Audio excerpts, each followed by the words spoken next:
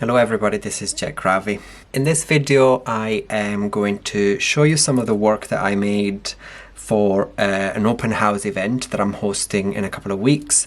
So I've made quite a bit of work. These are like little kind of winter Christmassy pieces made predominantly with found objects and vintage ornaments, and I've done a bit of stitching with them, I've done a bit of kind of assemblage with them, and I'm going to talk you through some of the items that I created for this market.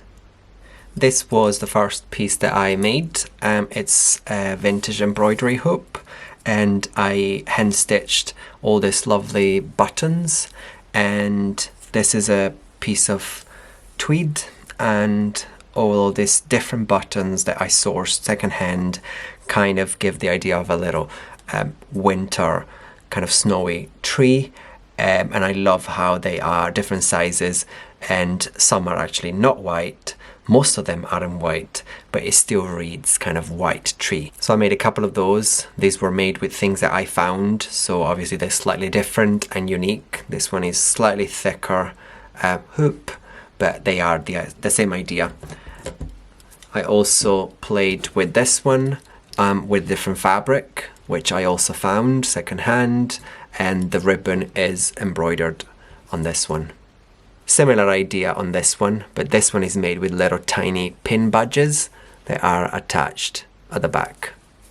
And finally, this one is a bigger piece, and this is a tree that is made with various elements taken from broken jewelry pieces. So I have cut out various elements from costume jewelry, and then it's pretty much all stitched to the fabric, with the exception of some rhinestones that had to be glued on, and other things that couldn't be stitched on were glued, but for the most part it is stitched to the fabric.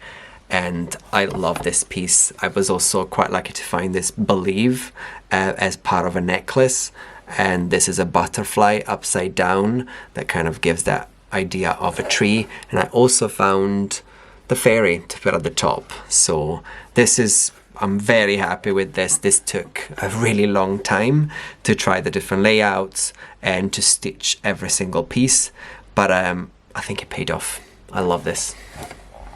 Next, I have made some candle holders, and these have a tin containing a candle, and then various elements that kind of read winter or Christmas.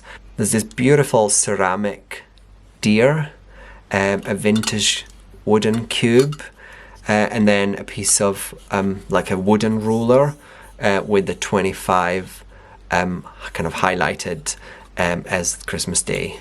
And then I painted some white on this block of wood. And a similar idea I then took for this one. This is actually a vintage book. It's not a piece of wood. And then I attached this lovely trim of fringe on the side, and the book is actually glued shut.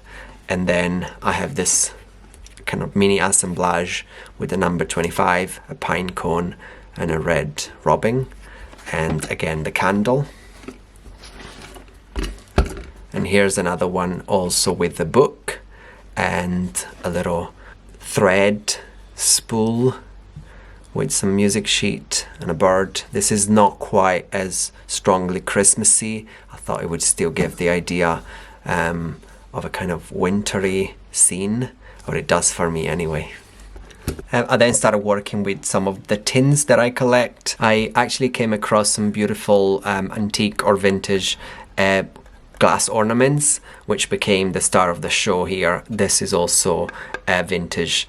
And then I've got this bottle brush trees that are glued into a little tin with a bow, and this is a really simple but really effective kind of Christmas scene, and I've got a couple of variations of the same one. And then I've got some with a lid, so this can actually stand, and this ones are kind of with a bell in the middle instead of a Christmas bauble, and slight variations of the same ideas. Comfort and joy, and the bell. And then a couple of this in a word of reindeer, be a Rudolph. with a red, bright red bubble in the center. And this is also the same concept, slightly different bubble.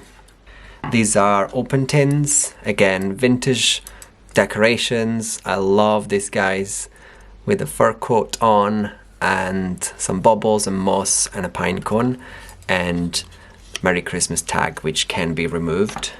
And then slight variations on the same idea. This is a polar bear. I love the color of this bubble here.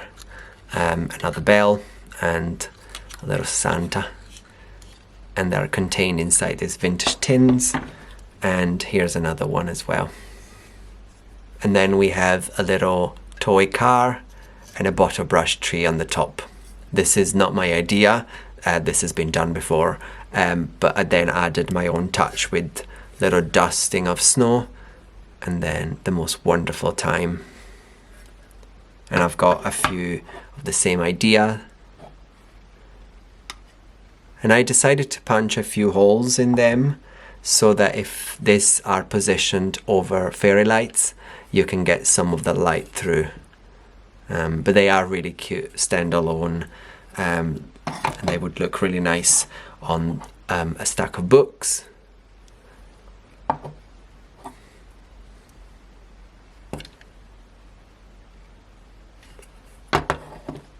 I also have a couple of larger tins, and I love this one. This is quite simple. I found this metal ornament and I then added my spin and this lovely, very aged Santa with the reindeer. And then I've decorated the border as well, so this can stand as well. And I've also got this one, which is kind of snowy theme, and it says "Let It Snow." And here I have a little wreath, this vintage photo, and then this glass decoration kind of hanging, looking like stalactites. And some ribbon around.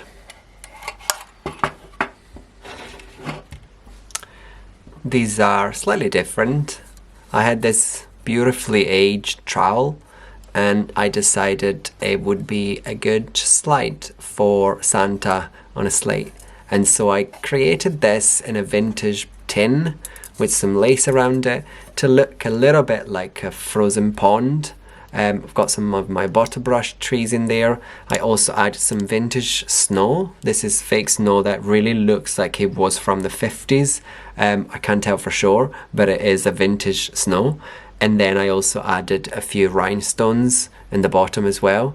Kind of gave it a little paint here, distressed, and this is quite quirky, but I find it really fun and quite beautiful actually.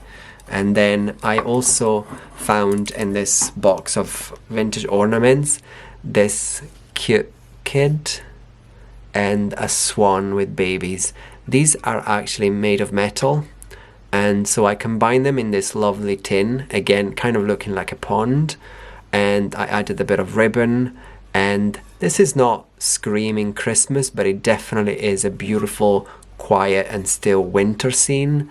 And I love this little dish, and it's got really lovely marks as well. It's got a giant bow.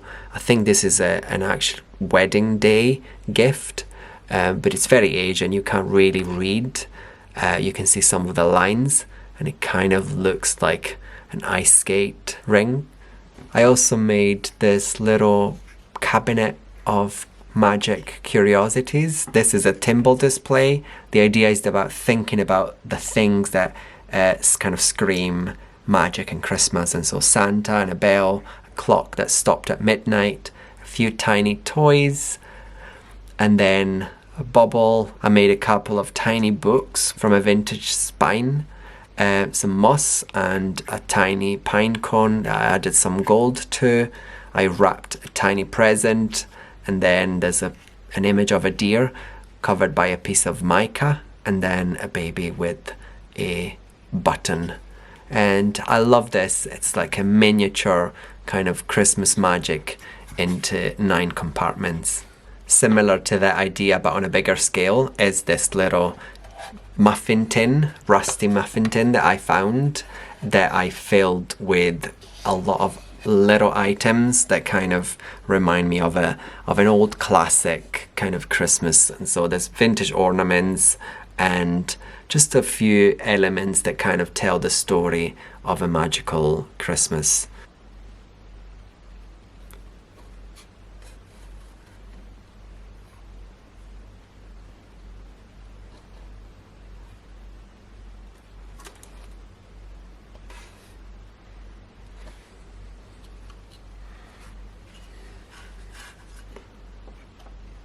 I also found some vintage Christmas lights in a box, and I decided to cut them up, you couldn't reuse them anymore, and turn them into a little tree.